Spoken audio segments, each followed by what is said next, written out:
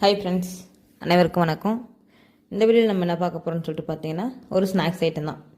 அது என்ன ஸ்நாக்ஸ்ன்னு சொல்லிட்டு பார்க்குறீங்களா? வேறு ஒன்றும் இல்லை ஃப்ரெண்ட்ஸ், கோதுமை புட்டு தான்.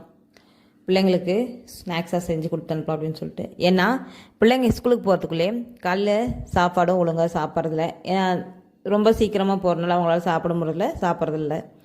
அதே மாதிரி மதியத்துலேயும் நம்ம போட்டு கொடுத்து அனுப்புகிற சாப்பாடு வந்து பாதி ரிட்டன் வீட்டுக்கு வந்துடுது. அது ஏன்னு தான் தெரில. வீட்டில் லீவில் இருந்தாங்கன்னா நல்லா சாப்பிட்டுக்கிறாங்க, ஸ்கூலுக்கு போனால் சுத்தமாகவே சாப்பிட்றதில்ல. எங்கள் வீட்டில் மட்டும்தான் இப்படியா இல்லை உங்கள் வீட்டில் இப்படியான்னு சொல்லிட்டு மறக்காமல் கமெண்ட் பாக்ஸில் கமெண்ட் பண்ணுங்கள்.